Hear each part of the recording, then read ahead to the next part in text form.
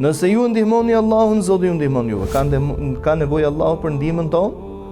Nëse ju ndihmoni vetet tuaja pra, duke qenë pjesë e kësaj feje, e zbatimit të kësaj feje, Allahu në natën vet ju ndihmon juve, do t'ju gjendet vazhdimisht për krah.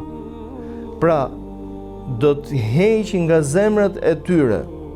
Çfarë do të heqë nga zemrat e tyre?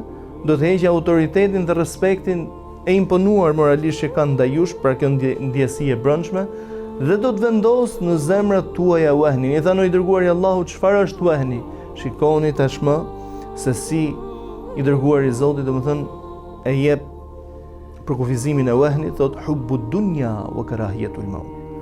Të duash jetën, të dashurosh jetën, të jesh i dhëm pas saj dhe të urresh vdekjen, e kundërta e kësaj.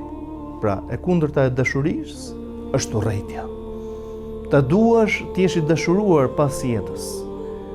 E kanë pyetur një prej dietarëve, domethënë, kush është arsyeja, domethënë, që ne nuk e duam vdekjen, ose urrejmë vdekjen, ose nuk dëshirojmë të përballemi me të.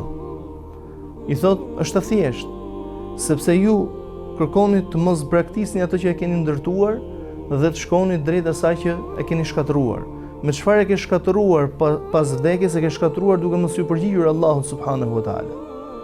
Duke mos u përgjigjur Allahut. Dashuria për jetën, thot, dhe urrejtja e vdekjes. Kjo çfarë prodhon? Kjo prodhon dobësinë. Kjo prodhon një lloj dobësie, sepse kjo është dobësi e besimit. Ne si musliman në origjinën tonë, në besimin tonë, e kemi besimi pas vdekjes. Ne besojmë se do të dalim përpara Allahut subhanahu wa taala, do të qëndrojmë përpara tij. Do të qëndrojmë përpara tij. Ne besojmë se inshallah kur Allahu na bëj për xhenetlive, me mëshirën e tij, ne do të shikojmë tek fytyra e Allahut subhanahu wa taala.